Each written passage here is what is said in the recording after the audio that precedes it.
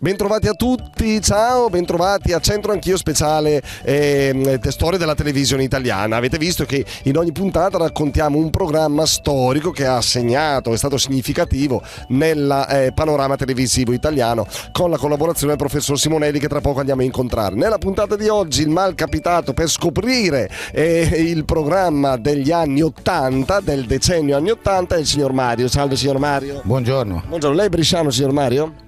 Abito a Brescia ma sono nativo di Milano. Ah, di Milano, e da quanto tempo sta a Brescia? 20 anni circa. E di che si occupa signor Mario?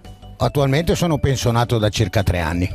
Si sta bene in pensione, che fa? Sì, no, si sta bene. Dopo aver lavorato tanti anni si sta bene. E lei dove vive? In città o in provincia? Abito in zona ospedale civile. Va bene, allora pronto, io adesso le do una serie di indizi, uno dietro l'altro, resti tranquillo che se lo indovina lo riconosce bene, altrimenti capirà, cambia nulla. Quando lei pensa di aver indovinato il programma, mi blocca, ok? Allora, primo indizio, programma in onda dal 4 ottobre 1983. Ultima puntata andò in onda il 17 aprile del 1988. Genere comico. La rete che lo trasmise fu Italia 1. Era ambientato in un fast food, qua ci stiamo avvicinando. Venne ideato e scritto da Antonio Rizzi. Prego? Drive-in, bravissimo. Infatti gli altri indizi erano Ezio Greggio, Gianfranco D'Angelo, Enrico Beruschi, Giorgio Faletti, Enzo Braschi, Carmen Russo, Lori del Santo, Titi Cassino. Lo ricorda? Certo, molto che lo ricordo. Le chiedo che cosa ricorda di Drive-in. Bravo, vero, bravo. Va bene, sigla e tra poco il professor Simonelli, grazie. Centro Anch'io.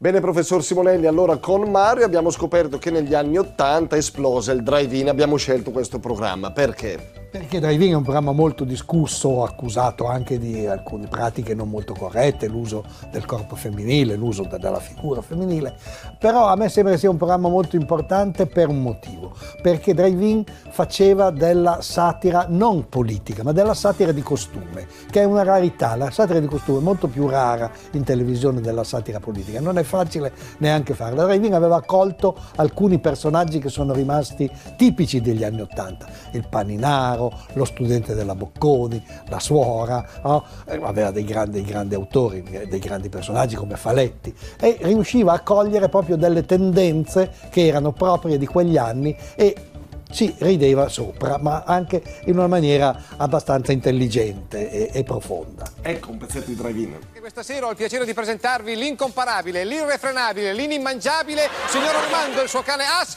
Fidanken. Fidanken. Bravo egregio signor Greggio, questa è la prima cosa giusta che dice questa sera, ma veniamo al nostro grande artista, il nostro grande showman, richiesto da tutte le discoteche. No. È l'unico personaggio dello spettacolo che può farci dimenticare Visentini, egregio signor Greggio. Fidanken, ecco come si presenta, capito? Non come fa lei in maniera da oratorio, mi scusi. Ma cosa fa, offende? Ma no, è un complimento che allora, stavo facendo, capito? La presentazione è molto importante perché l'artista è sensibile, rimane influenzato dalla presentazione, infatti lo vede come eccitato, ha tutto il pelo dritto, vada avanti. Sì.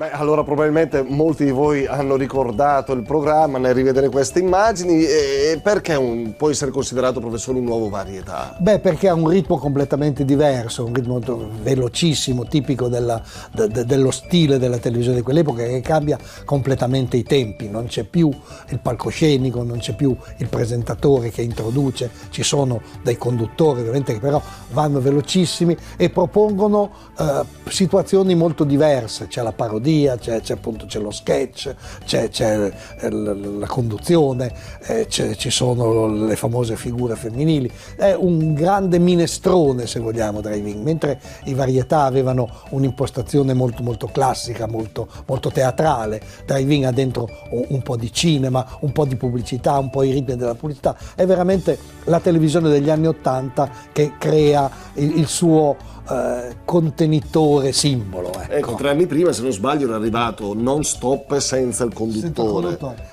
Però Non Stop era fatto ancora da attori, ecco, c'era ancora una forte attorialità. Drive-in invece gioca proprio sui personaggi. Va bene, allora grazie professor Simonelli, grazie a tutti voi e domani un programma scelto per gli anni 90. Restate con noi, grazie.